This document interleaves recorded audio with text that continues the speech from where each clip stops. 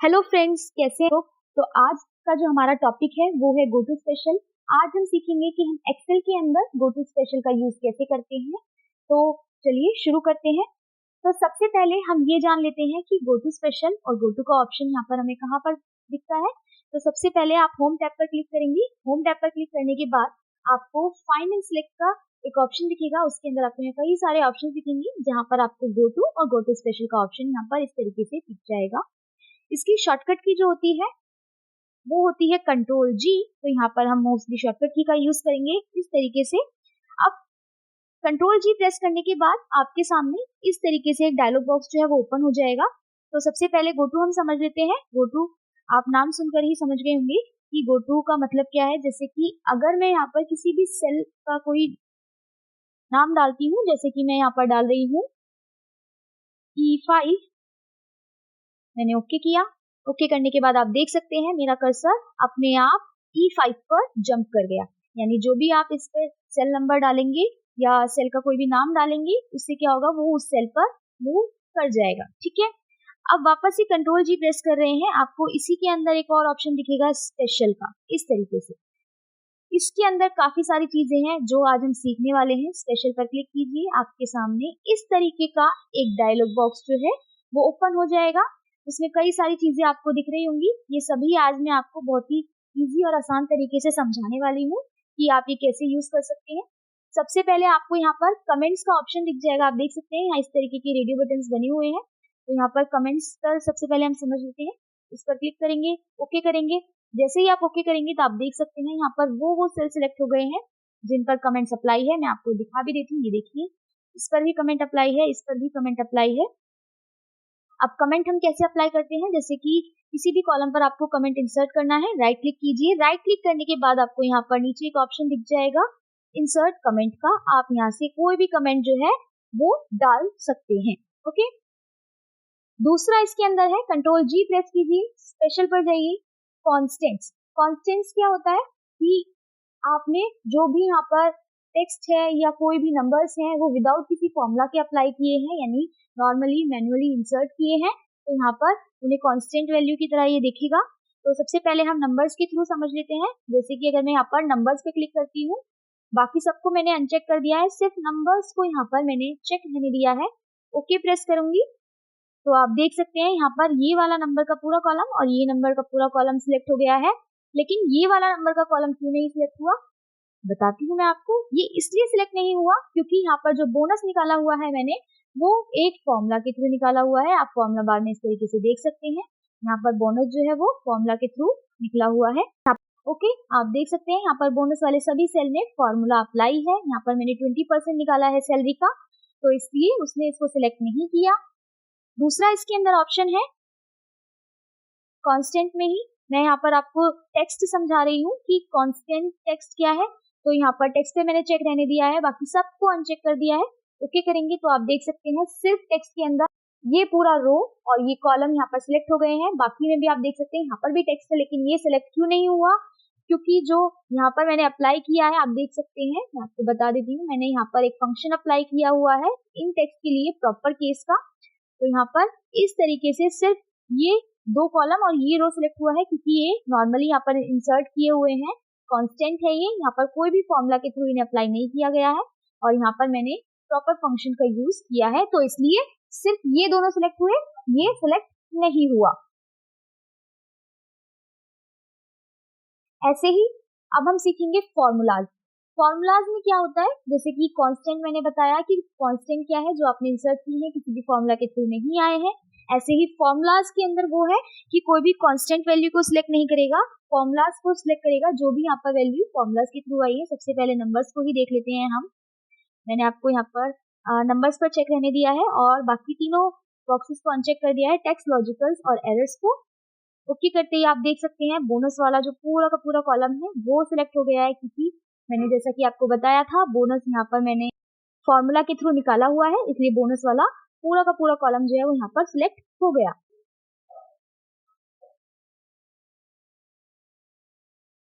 Next इस formulas के अंदर ही मैं आपको यहाँ पर अब टेक्स्ट बता रही हूँ। तो यहाँ पर मैंने टेक्स्ट को चेक कर दिया है, बाकी सबको अनचेक कर दिया है। ओके करेंगे तो आप देख सकते हैं यहाँ पर जो नाम मैंने प्रॉपर फंक्शन का यूज किया था जिन नेम्स के लिए, वो पूरा का पूरा कॉलम सिलेक्ट हो गया है। बाकी कोई भी टेक्स्ट का कॉलम यहाँ पर सिलेक्ट नहीं है क्योंकि यहाँ पर हमने फंक्शन का यूज किया है। तो जहां पर भी आप किसी भी फॉर्मूला या फंक्शन का यूज करेंगे वहां पर वो पूरा का पूरा कॉलम सिलेक्ट हो जाएगा फॉर्मूलाज वाले ऑप्शन के थ्रू। फॉर्मुलाज के अंदर ही मैं आपको यहाँ पर लॉजिकल्स और एरर्स भी बता देती हूँ। लॉजिकल्स पर मैंने यहाँ चेक रहने दिया है, बाकी सबको अनचेक कर दिया। ओके करेंगे तो आप देख सकते हैं यहाँ पर मैंने एक लॉजिकल फंक्शन अप्लाई किया था, तो इसलिए ये पूरा कॉलम सिलेक्ट है। यहाँ पर मैंने एंड फंक्शन का यूज किया है, आप यहाँ पर फॉर्मुला बार के अंदर देख सकते हैं। इसलिए क्या हुआ, ये पूरा का पूरा जो कॉलम है वो सिलेक्ट हो गया है। यहाँ पर ट्रू फॉल्स आ रहा है, आप देख सकते हैं, इसलिए पूरा कॉलम सिलेक्ट है क्योंकि यहाँ पर लॉजिकल का यूज किया गया है फॉर्मुला के अंदर।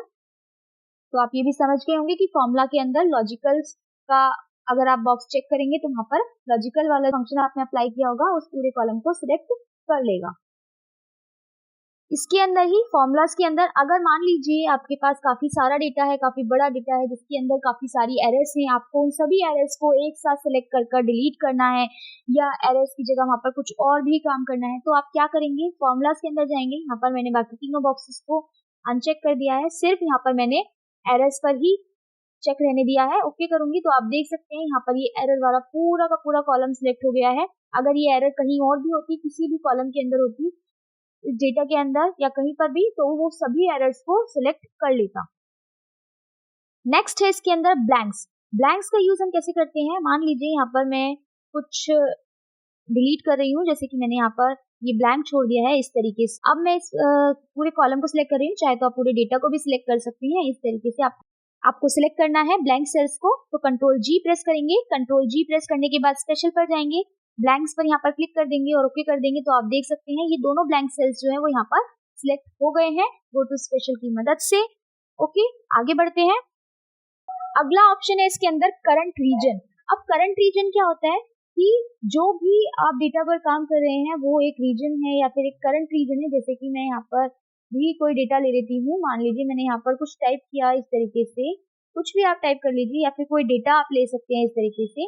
आपका एक्टिव कर्सर जहाँ पर होगा वो आपका करंट रीजन कहलाएगा। मान लीजिए मेरा एक्टिव कर्सर अब यहाँ पर है, इस डेटा पर मैं कंट्रोल जी प्रेस कर रही हूँ, स्पेशल पर जाऊंगी। स्पेशल पर जाने के बाद मैंने करंट रीजन पर क्लिक कर दिया और ओके किया, तो आप देख सकते हैं ये डेटा मेरा सिलेक्ट हो गया है। ओके, वैसे आप इसके लिए कंट्रोल ए का भी यूज कर सकते हैं, लेकिन यहाँ पर मेरे को समझाना है आपकी करंट रीजन कैसे वर्क करता है, तो मैं आपको समझा रही हूँ। अगर आपका एक्टिव कर्सर यहाँ पर होगा, आप कंट्रोल जी प्रेस करेंगे, स्पेशल पर जाएंगे और उसके बाद करंट रीजन पर क्लिक करेंगे, ओके करेंगे, तो यहाँ पर ये वाला डेटा जो है वो सिलेक्ट हो गया है। यानी आपका एक्टिव कर्सर जिस डेटा पर होगा वो करंट रीजन कहलाएगा। नेक्स्ट ऑप्शन है इसके अंदर करंट एरे। इसके लिए मैं यहाँ पर एक डेटा के थ्रू आपको समझाना चाहूंगी। तो जैसा कि मैंने आपको पिछली वीडियो में डेटा टेबल समझाया था, यहाँ पर मैं डेटा टेबल वाले डेटा का यूज कर रही हूँ आपको करंट एरे समझाने के लिए। एरे क्या होता है, अभी जो किसी फॉर्मूला या फंक्शन के अंदर एरे सिलेक्ट करते हैं कुछ भी फाइंड करने के लिए, यानी अपना आंसर के लिए, तो वो आपका एक तरीके से एरे होता है। जैसे कि हमने डेटा टेबल के अंदर ये पूरा एरे सिलेक्ट किया था जिसके अंदर हमें ये अप्लाई करना था, हमें ये सारी वैल्यूज निकाल कर लेके आनी थी। तो यहाँ पर मैं आपको कंट्रोल जी के अंदर एरे वाला ऑप्शन समझाना चाह रही हूँ, करंट एरे। इस पे आप क्लिक करेंगे, क्लिक करने के बाद ओके करेंगे, तो आप देख सकते हैं ये हमारा एरे था डेटा टेबल के अंदर, तो इसमें ये पूरा का पूरा एरे सिलेक्ट कर लिया है। जो भी आपका करंट एरे होगा ये उसको सिलेक्ट कर लेगा। नेक्स्ट ऑप्शन है इसके अंदर ऑब्जेक्ट। ऑब्जेक्ट कैसे वर्क करता है, मान लीजिए यहाँ पर आपने कोई पिक्चर इंसर्ट करी है या कोई शेप इंसर्ट करी है। जैसे कि मैं यहाँ पर आपको कुछ शेप्स लेके दिखा देती हूँ। इस तरीके से मैं इंसर्ट पर जा रही हूँ, यहाँ से मैंने इस तरीके से 2-3 शेप्स ले ली है। ओके, तो ये ऑब्जेक्ट्स है। आपको ऑब्जेक्ट्स को सिलेक्ट करना है, तो मैंने यहाँ पर कंट्रोल जी प्रेस किया, स्पेशल पर जाएंगे, ऑब्जेक्ट्स पर मैंने यहाँ क्लिक कर दिया है और ओके प्रेस किया, तो आप देख सकते हैं यहाँ पर ऑब्जेक्ट सिलेक्ट हो गए हैं। अब आपको इन्हें एक साथ डिलीट करना है, कॉपी करना है, कुछ भी करना है, आप इजीली यहाँ से कर सकते हैं। जैसे कि मैंने ये समझा दिया आपको, ऑब्जेक्ट्स के अंदर आप कोई भी आपने कोई पिक्चर इंसर्ट करी है या कुछ भी आपने कोई लोगो लिया है या फिर कोई इस तरीके से शेप है, वो आप उस तरीके से ऑब्जेक्ट वाले ऑप्शन से उन ऑब्जेक्ट्स को सिलेक्ट कर सकते हैं। नेक्स्ट ऑप्शन है इसके अंदर रो डिफरेंस। रो डिफरेंस के लिए मैं इस डेटा पर जा रही हूँ। आप देख सकते हैं यहाँ पर मैंने ये डेटा जो लिया हुआ है इसके अंदर ये रोज के अंदर जो वैल्यूज है वो सभी सिमिलर वैल्यूज है, जैसे कि फर्स्ट रो में 50 है, सेकंड रो के अंदर 85 है, थर्ड रो के अंदर 92 मोस्टली है, लेकिन कुछ डिफरेंस यहाँ पर जैसे कि 93 है, यहाँ पर 97 है। ओके, अब लास्ट वाले के अंदर आप देख सकते हैं 65 है ज्यादातर सेल्स के अंदर, लेकिन इसके अंदर 78 है। तो यहाँ पर ठीक है, तो इसके लिए मैं यहाँ से इस डेटा को सिलेक्ट कर रही हूँ। सिलेक्ट करने के बाद मैं कंट्रोल जी प्रेस करूंगी, स्पेशल पर जाऊंगी और यहाँ से अगर मैं क्लिक करती हूँ रो डिफरेंसेस पर और ओके प्रेस करूंगी, तो आप देख सकते हैं इसने वो सेल्स को सिलेक्ट कर लिया है जो यहाँ पर रो डिफरेंस है, यानी जो रोज के अंदर डिफरेंट वैल्यूज है, जैसे कि इस रो के अंदर 93, 97, इस वाली रो के अंदर 78, इस वाली रो के अंदर भी 78 जो है वो डिफरेंट है। तो रो डिफरेंस आप समझ गए होंगे। ऐसे ही नेक्स्ट है कॉलम डिफरेंस, तो उसके लिए मैं इस डेटा को सिलेक्ट कर रही हूँ, कंट्रोल जी पर क्लिक करेंगे, स्पेशल पर जाएंगे। जैसा कि रो डिफरेंस होता है ऐसे ही कॉलम डिफरेंस होता है कि अगर कॉलम्स में डिफरेंट वैल्यूज हैं तो कॉलम डिफरेंस पे क्लिक कीजिए, ओके करिए, तो आप देख सकते हैं यहाँ पर कॉलम डिफरेंस के अंदर ये सभी यहाँ पर सिमिलर हैं, ये भी सिमिलर हैं, यहाँ पर ये वैल्यूज डिफरेंट है तो यहाँ पर इनको सिलेक्ट कर लिया गया है। ओके, कॉलम डिफरेंस के थ्रू कंट्रोल जी प्रेस करेंगे, स्पेशल पर जाएंगे। नेक्स्ट ऑप्शन है इसके अंदर प्रेसिडेंस और डिपेंडेंस। प्रेसिडेंस और डिपेंडेंस क्या होते हैं पहले वो समझ लेते हैं हम। तो जैसे कि मैं यहाँ पर कुछ नंबर ले लेती हूँ, मैंने यहाँ पर नंबर लिया 74, दूसरा नंबर मैंने लिया 23 और मैंने यहाँ पर इज इक्वल्स टू 74 प्लस 23 को यहाँ पर मैंने क्लिक किया, मैंने इन दोनों का प्लस कर दिया। ठीक है, मैंने यहाँ पर अपना कर्सर रखा, उसके बाद फॉर्मूलाज के अंदर जाकर यहाँ पर आपको दो ऑप्शन दिखेंगे, ट्रेस प्रेसिडेंस, ट्रेस डिपेंडेंस। मैं इनके थ्रू आपको समझाना चाह रही हूँ कि प्रेसिडेंस और डिपेंडेंस क्या होते हैं। जैसे ही आप प्रेसिडेंस पर क्लिक करेंगे तो आप देख सकते हैं प्रेसिडेंस का मतलब ये है कि आपने किसी भी फॉर्मूला या फंक्शन के अंदर जो भी वैल्यूज यहाँ पर पुट अप की है ये उनकी तरफ इस तरीके से टारगेट कर रहा है, तो ये प्रेसिडेंस है। और डिपेंडेंस क्या है? डिपेंडेंस के लिए सबसे पहले इनको रिमूव कर देते हैं। मैं अगर इन वैल्यूज पर क्लिक करती हूँ किसी भी वैल्यू पर, ठीक है, और मैं ट्रेस डिपेंडेंस पे क्लिक करूंगी तो आप देख सकते हैं ये उसकी तरफ टारगेट कर रहा है क्योंकि ये डिपेंडेंट है, और जब हमने इस पर कर्सर रखा था ये इन दोनों को सिलेक्ट कर रहा था क्योंकि ये प्रेसिडेंट है। तो ये आप यहाँ से प्रेसिडेंस और डिपेंडेंस जो है वो समझ गए होंगे आई थिंक। इसको रिमूव कर देते हैं। अब ऐसे ही अगर मैं यहाँ पर कर्सर रखती हूँ, कंट्रोल जी प्रेस करूंगी, कंट्रोल जी प्रेस करने के बाद अगर मैं स्पेशल पर क्लिक करती हूँ और यहाँ पर प्रेसिडेंस पर क्लिक करती हूँ और इसके अंदर दो ऑप्शन आपको दिख जाएंगे, डायरेक्ट ओनली और ऑल लेवल्स, ओके कर देंगे तो आप देख सकते हैं ये उन वैल्यूज को सिलेक्ट कर लेगा जो इस वैल्यू के प्रेसिडेंस है, मतलब जो इस फॉर्मूले के अंदर वैल्यूज पुटअप की गई है ये उनको सिलेक्ट कर रहा है यहाँ से। ठीक है, अगर मैं इस पर कर्सर रखती हूँ तो ये डिपेंडेंट को सिलेक्ट करेगा, कैसे? कंट्रोल जी प्रेस कीजिए, स्पेशल पर जाइए और डिपेंडेंस पे क्लिक कीजिए। डायरेक्ट ओनली वाला भी आपको समझा रही हूँ अभी मैं, ऑल लेवल्स भी समझाती हूँ। ओके कर दिया तो आप देख सकते हैं कर्सर कहाँ मूव कर गया, जो डिपेंडेंट है उसके ऊपर। अब इसके अंदर ऑल लेवल्स कैसे वर्क करता है, मान लीजिए मैं यहाँ पर दो नंबर और ले रही हूँ 21 और मैंने यहाँ लिया 20। ठीक है, अब मैं इन दोनों का सम कर रही हूँ इस वाले सेल के अंदर, इज इक्वल्स टू 21 प्लस 20 और एंटर किया। ठीक है, तो आप देख सकते हैं इन दोनों वैल्यूज का सम मैंने इस सेल के अंदर किया है और ये दोनों सेल किसके अंदर है, इस फॉर्मूला के अंदर। तो इससे हम समझेंगे कि ऑल लेवल्स का मतलब क्या होता है। सबसे पहले मैंने कर्सर अपना रख दिया है जो कि हमारी डिपेंडेंट वैल्यू है उसके ऊपर। अब मैं यहाँ से वापस से कंट्रोल जी प्रेस कर रही हूँ, स्पेशल पर जा रही हूँ और उसके बाद मैं क्लिक कर रही हूँ प्रेसिडेंट्स पर और मैंने ऑल लेवल्स पर क्लिक कर दिया है और ओके कर दिया। तो आप देख सकते हैं ये उन वैल्यूज को भी सिलेक्ट कर रहा है जो इसके अंदर इंक्लूड है। तो आप समझ गए होंगे कि ऑल लेवल्स में क्या करेगा कि जो फॉर्मूला के अंदर वैल्यू पुटअप की गई है और अगर उस वैल्यू के अंदर भी कोई फॉर्मूला आपने अप्लाई किया है जिसके अंदर कोई और वैल्यू पुटअप की है तो ये उसको भी सिलेक्ट कर लेगा। ऐसे ही डिपेंडेंस के अंदर भी ऑल लेवल्स जो है वर्क करता है।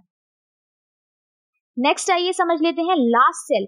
लास्ट सेल का मतलब ये है कि जो भी आपने पूरी शीट पर वर्क किया है और जो भी उसके अंदर लास्ट सेल है जिस पर कोई भी आपने डेटा टाइप किया हुआ है, कुछ भी डेटा है, आपको सीधा कर्सर लास्ट सेल पर लेके जाना है। तो कंट्रोल जी प्रेस कीजिए, स्पेशल पर क्लिक कीजिए और लास्ट सेल पर क्लिक कर दीजिए और ओके कर दीजिए। तो आप देख सकते हैं आपका कर्सर कहाँ चला जाएगा, लास्ट सेल के ऊपर। तो आप यहाँ से लास्ट सेल समझ गए होंगे, काफी इजी था ये। वापस से कंट्रोल जी पर जाते हैं, स्पेशल पर जाते हैं। नेक्स्ट है विजिबल सेल्स ओनली। ये मैं आपको समझाना चाहूंगी एक डिफरेंट डेटा के थ्रू। आप देख सकते हैं यहाँ पर मैंने इस तरीके से ये डेटा लिया हुआ है, जहाँ पर कुछ एम्प्लॉयज के नेम है, यहाँ पर शीट 1 पर, शीट 2 पर। ये क्या है, इनकी डिफरेंट डिफरेंट मंथ की सैलरी मैंने यहाँ पर ली हुई है, और मैंने इस सैलरी का टोटल जो है यहाँ पर शीट 3 पर किया हुआ है कंसोलिडेट के थ्रू। कंसोलिडेट में आपको एक अलग डिफरेंट वीडियो के अंदर समझाऊंगी कि कंसोलिडेट कैसे वर्क करता है। ओके, कंसोलिडेट क्या करता है, वैसे मैं आपको थोड़ा हिंट दे देती हूँ कि कंसोलिडेट जो आपका डेटा डिफरेंट डिफरेंट शीट पर होता है, अगर आपको उसका सम करना है, मैक्सिमम निकालना है, मिनिमम, तो भी फंक्शन अप्लाई करना है, इस तरीके से डिफरेंट शीट पर डेटा है किसी नेक्स्ट शीट पर, तो यहाँ से आप कंसोलिडेट का यूज करते हैं। तो यहाँ पर कंसोलिडेट का यूज करके मैंने इन दोनों शीट पर जो वैल्यूज थी, जो सैलरी थी, उसका टोटल निकाला हुआ है इस शीट 3 पर। तो अब यहाँ पर आप देख सकते हैं तरीके के प्लस के सिंबल है। प्लस के सिंबल क्यों है, मैं किसी पर भी क्लिक करती हूँ तो ये क्या दिखाता है कि जो दोनों शीट की वैल्यूज है यहाँ पर इस तरीके से शो हो रही है। ओके, कि अभिषेक मल्होत्रा जो है उसकी दोनों शीट की जो सैलरी है 18,000 उसका टोटल 36,000 है, वो यहाँ पर इस तरीके से शो होता है इसके अंदर। अगर इस डेटा को मैं कॉपी पेस्ट करना चाहूँ, मुझे क्या चाहिए, सिर्फ ये डेटा चाहिए जो टोटल वैल्यूज निकल कर आई हैं, मैं इसका कॉपी कर रही हूँ। कॉपी करने के बाद एक नई शीट ले रही हूँ मैं यहाँ से, मैं इसका पेस्ट अगर यहाँ पर करती हूँ तो आप देख सकते हैं ये क्या करता है कि जो वैल्यू इस तरीके से दिखा रहा था, यानी जो वैल्यू हमें विजिबल नहीं थी लेकिन वो वैल्यूज उसके अंदर थी, प्लस पर क्लिक करने के बाद हमें दिखती है इस तरीके से, ये उनको भी पेस्ट कर देता है। तो अगर मुझे सिर्फ वही वैल्यू चाहिए जो कि विजिबल है, उसको ही मुझे अगर कॉपी पेस्ट करना है तो मैं कैसे करूंगी, उसके लिए हम विजिबल सेल्स ओनली का यूज करेंगे। मैं वापस से शीट 3 पर जा रही हूँ, मैंने इस डेटा को सिलेक्ट किया हुआ है, मैं कंट्रोल जी पर जा रही हूँ। कंट्रोल जी पर जाने के बाद स्पेशल पर क्लिक कर रही हूँ और यहाँ से मैं जा रही हूँ विजिबल सेल्स ओनली। मैंने इस पर क्लिक कर दिया है। क्लिक करने के बाद मैं जैसे ही ओके करूंगी, आप देख सकते हैं यहाँ पर ये सेल्स जो है सिलेक्ट हो गए हैं। अब इन सेल्स को आप कंट्रोल सी से कॉपी कर सकते हैं। कॉपी करने के बाद अगर मैं अब इसको किसी नई शीट पर पेस्ट करती हूँ, जैसे कि शीट पर मैं इसको पेस्ट कर रही हूँ, तो आप देख सकते हैं इसने सिर्फ उस डेटा को पेस्ट किया है जो विजिबल था। तो विजिबल सेल्स ओनली का मतलब ये है कि जो सेल विजिबल होंगे सिर्फ उन्हीं को ही ये इस तरीके से सिलेक्ट करता है। नेक्स्ट है इसके अंदर हमारा कंडीशनल फॉर्मेट्स।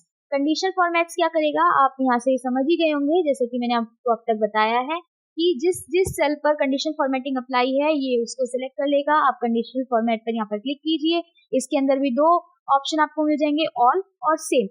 सेम का मतलब ये है कि मान लीजिए अगर मैं इस कॉलम के अंदर अपना कर्सर रखती हूँ, कंट्रोल जी प्रेस करूंगी, स्पेशल पर जाऊंगी और मैं यहाँ पर क्लिक करती हूँ कंडीशनल फॉर्मेट्स पर, और मैं यहाँ से सेम पर क्लिक करती हूँ और ओके करूंगी, तो आप देख सकते हैं इसने क्या किया, सिर्फ इसी कॉलम के अंदर कंडीशनल फॉर्मेटिंग अप्लाई थी तो इसी कॉलम को सिलेक्ट किया है। अगर मुझे किसी और कॉलम को भी सिलेक्ट करना है, यानी पूरी शीट के अंदर या फिर पूरे डेटा के अंदर कहीं और भी कंडीशनल फॉर्मेटिंग अप्लाई की गई है, मुझे उसको भी सिलेक्ट करना है, तो उसके लिए हम क्या करेंगे, कंट्रोल जी पर जाएंगे। मैंने इस वाले कॉलम के अंदर भी कंडीशनल फॉर्मेटिंग अप्लाई की है, लेकिन सेम से क्या हुआ कि जिस पर भी कर्सर होगा सिर्फ उसी को ही सिलेक्ट करेगा, उसी कॉलम को, उसी सेल्स को, उसी के अंदर के सेल्स को सिलेक्ट करेगा, बाकी नहीं सिलेक्ट करेगा। तो अगर मुझे बाकी सभी को भी सिलेक्ट करना है तो स्पेशल पर जाएंगे, कंडीशनल फॉर्मेट पर जाएंगे और यहाँ से ऑल पर ही आप क्लिक रहने देंगे और यहाँ से ओके प्रेस कर देंगे।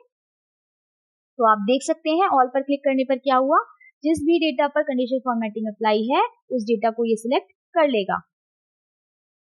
ठीक है, ऐसे ही कंट्रोल जी प्रेस करेंगे, स्पेशल पर जाएंगे, दूसरा ऑप्शन है डेटा वैलिडेशन, वो भी ऐसे ही वर्क करता है। अगर आपने किसी भी सेल पर डेटा वैलिडेशन अप्लाई किया है, आप क्लिक कीजिए। ऑल या सेम का यूज मैंने आपको बता दिया है कैसे वर्क करेगा। मैं यहाँ पर सेम पर क्लिक कर रही हूँ और मैंने ओके किया है क्योंकि मैंने इस कॉलम के अंदर डेटा वैलिडेशन अप्लाई किया हुआ है। ओके करूंगी तो आप देख सकते हैं यहाँ पर क्या हुआ, उन सेल्स को सिलेक्ट कर लिया जिन पर डेटा वैलिडेशन अप्लाई किया हुआ था। मैं आपको दिखा भी देती हूँ एक बार, डेटा पर जाएंगे, डेटा वैलिडेशन पर जाएंगे, यहाँ पर मैंने डेटा वैलिडेशन की कंडीशन अप्लाई की हुई थी। ओके, तो यहाँ पर डेटा वैलिडेशन अप्लाइड है तो इसलिए इसने इन सेल्स को सिलेक्ट कर लिया है। तो इसी के साथ हमारे गो टू स्पेशल के सारे क्राइटेरिया जो थे मैंने पूरी कोशिश करी है कि आपको अच्छे से समझा सकूं। आई होप आपको समझ में आया होगा और आपको ये वीडियो पसंद आई होगी। अगर आपको ये वीडियो पसंद आई है तो प्लीज हमारी वीडियो को लाइक कीजिए और हमारे चैनल को सब्सक्राइब कीजिए। Thank you.